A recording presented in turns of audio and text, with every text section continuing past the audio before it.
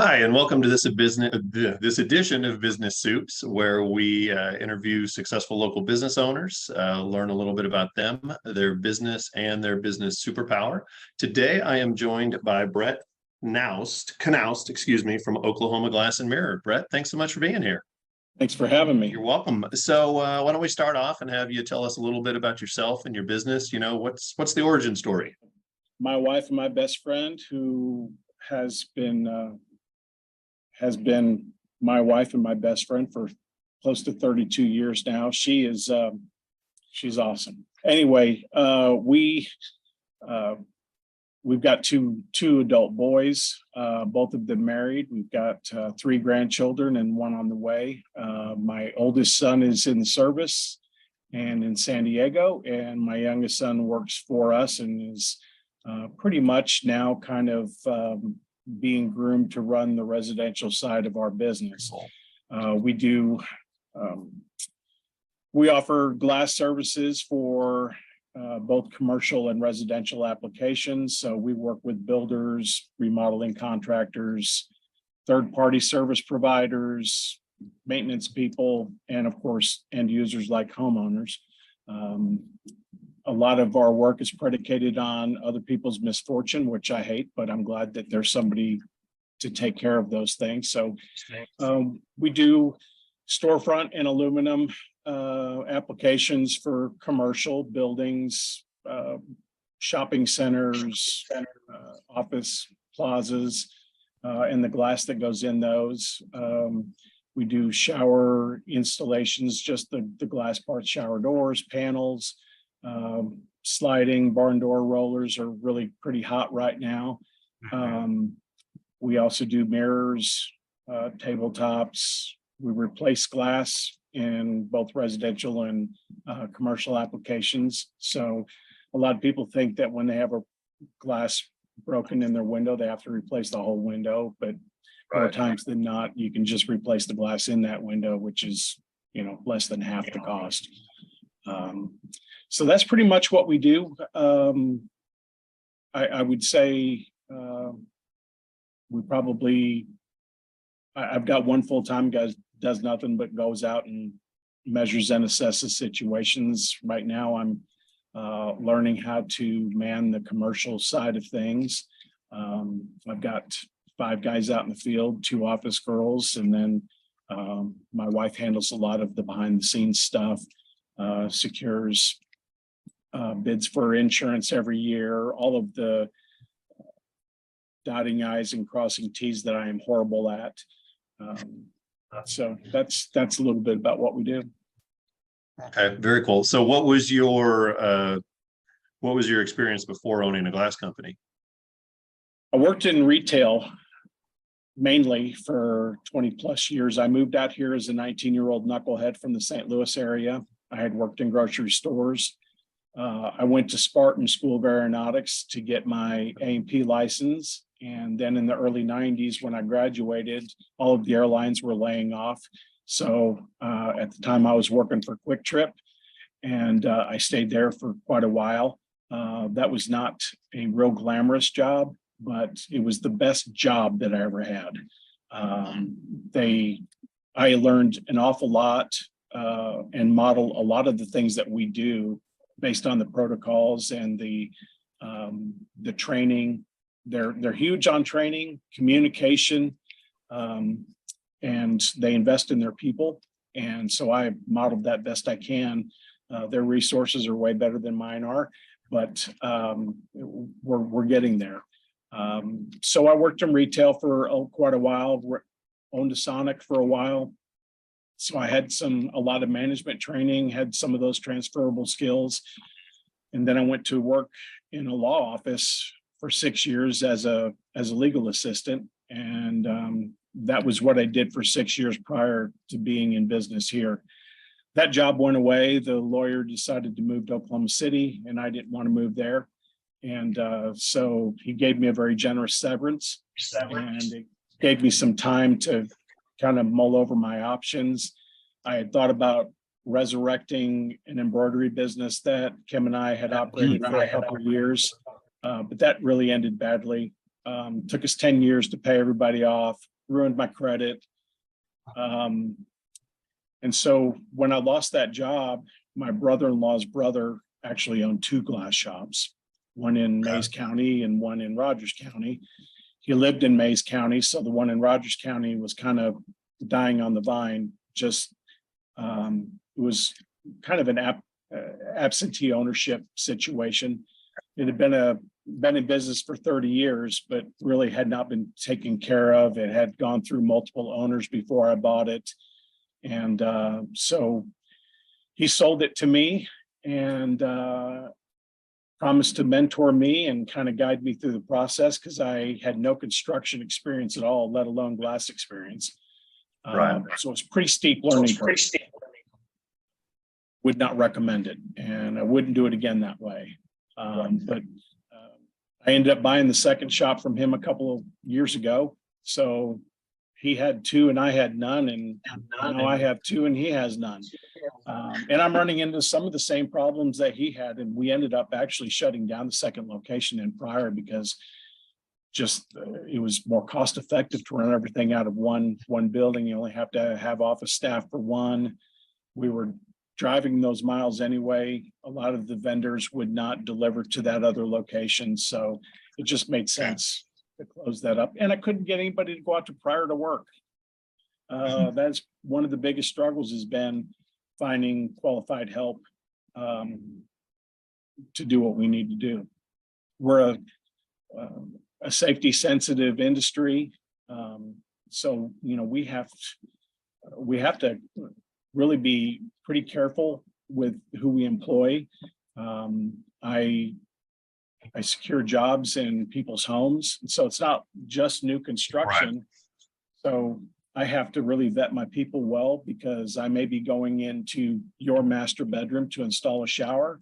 And so as we were saying before we started recording, this world's it's a dark place. There's a lot of bad people in it, and there's a lot of liability involved. And so I want to make sure that my customers are safe, and so anyway, that's been a real struggle, finding not just people that were qualified and well trained, but that also have integrity, honesty, character, those things.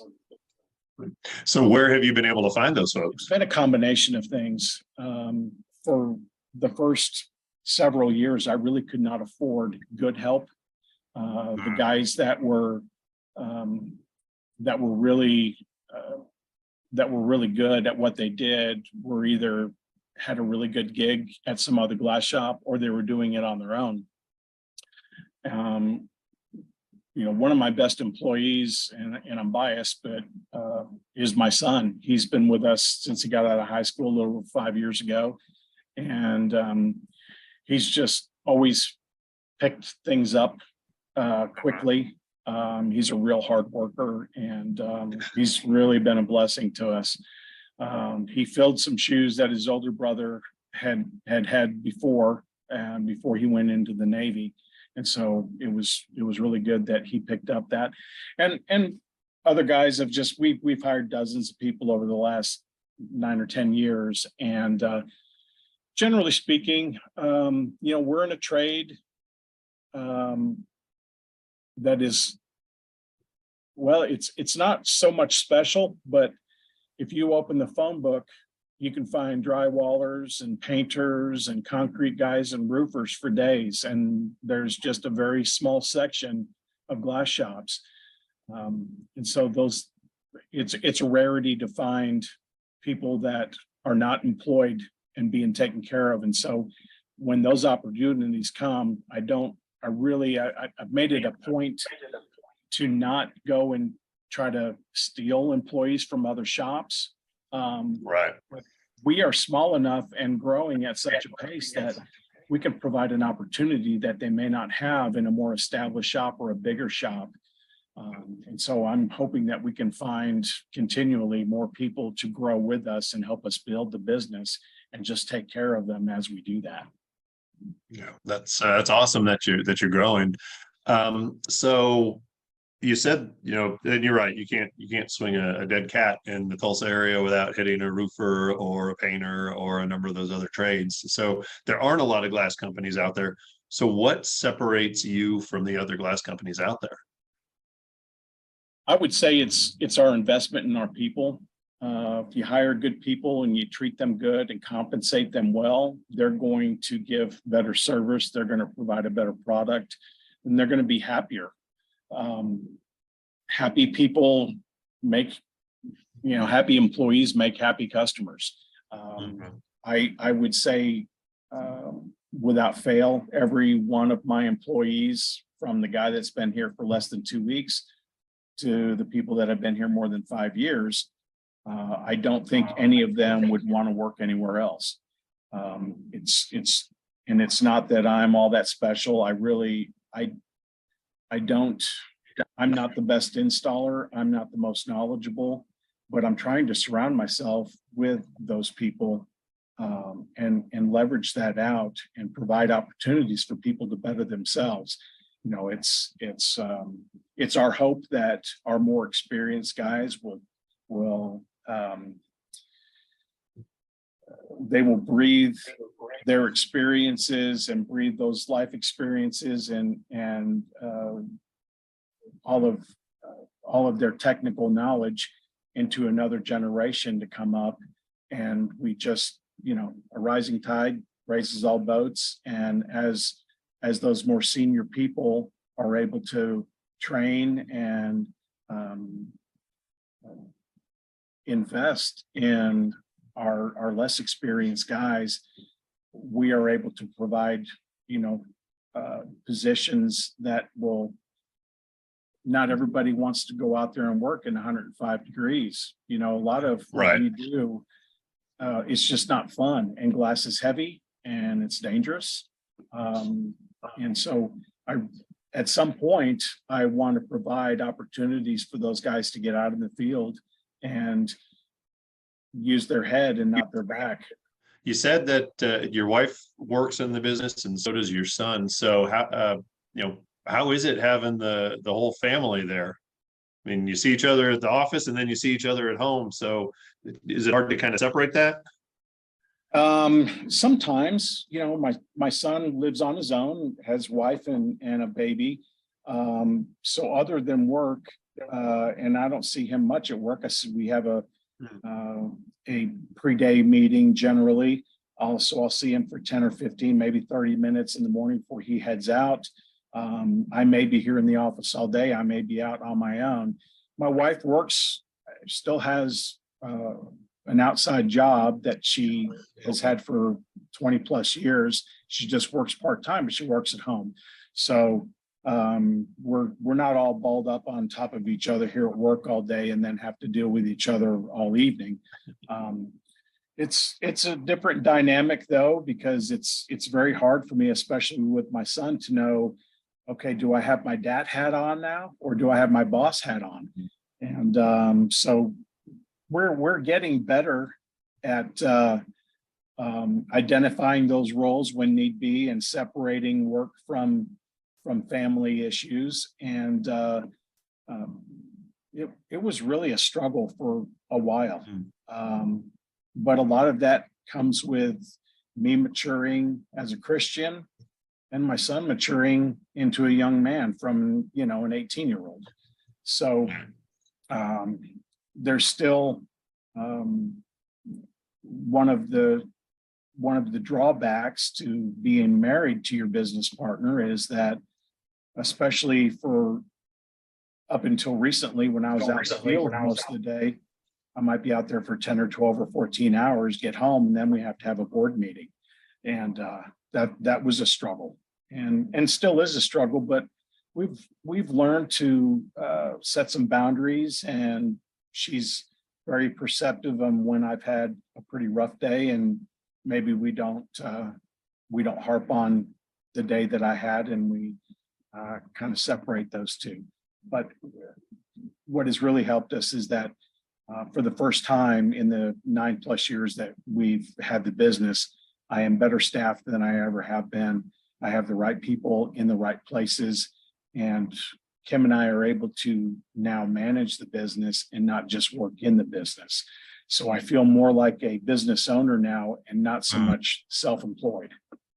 Right. That's fantastic. So the team is growing. You said that you guys have been really, really busy. So what's your outlook for the company for 2023? I looked at some P&L statements. I've been so busy for all these years working, like I said, on the business that I've had very little time to actually assess things. And, I'm a little analytical. I like to look at the numbers and project things. And while we've had really, really great growth year after year, we've always had double-digit sales increases. And I did a little bit of math earlier, and so in 10 years, we will have pretty much increased the sales tenfold. So Wow, that's congratulations. really exciting. And we're actually putting a little bit of money on the bottom line. So that's created some financial margin in our lives. It's created some time margin in our lives so that we can do, we've got grandkids, and being a grandparent is an absolute wonderful thing. And having grandkids out on the West Coast makes it difficult to interact with them. At least in person. So we want to spend more time seeing them. I want to spend more time with my grandson here. I've been a part of a disaster relief group, kind of a chainsaw team that goes when there's a natural disaster, a hurricane, the team travels, all over the country. And I've been on one trip in 10 years because I just never could get away. We're very community minded. We want to do things that bless the community. We love where we're at right now, and we want to invest in, Rogers County, Tulsa County, Mays, Craig, Delaware County. We want to be a blessing to those communities. We want to be a source for people to not only get their glass fixed, but we can. One of my favorite parts of what I do that I'm really going to miss is being out and visiting with people. There have been times that I've just sat on a widow's couch with her and watched Jeopardy for 30 minutes because she's got kids that maybe live 15 minutes away, but she hasn't seen them since last Christmas. Right. So it's a ministry as much as anything else. I love being out with, during the day,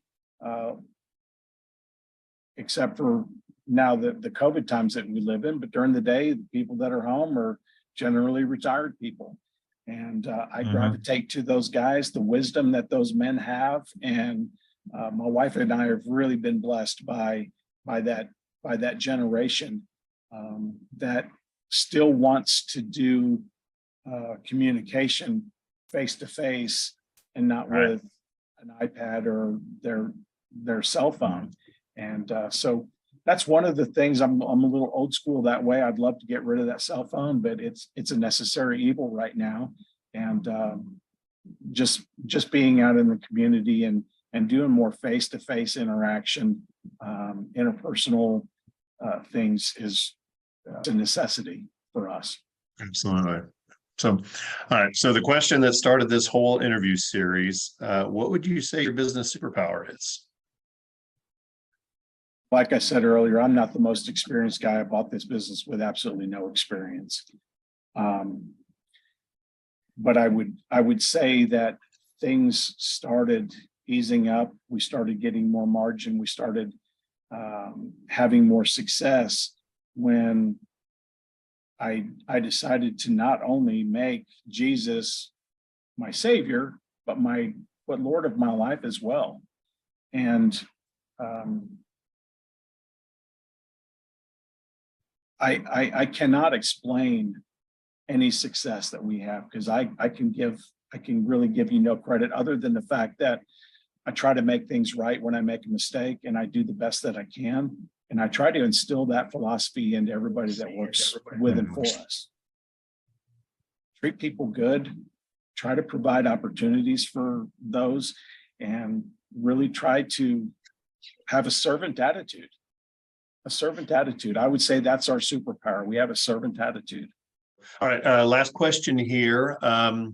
Thinking about everything that you've been through, what advice would you have for another business owner? It doesn't necessarily have to be a new start, but just somebody else who owned a business. What would you tell them? Do things with honesty and integrity. Do what you say you're going to do. Under promise and over deliver. Golden rule stuff. Yeah. It's still applicable. Absolutely. Absolutely. That's fantastic advice. So, Brett, thanks so much for being here with us today and sharing your business superpower. We appreciate it. Thanks so much for the opportunity.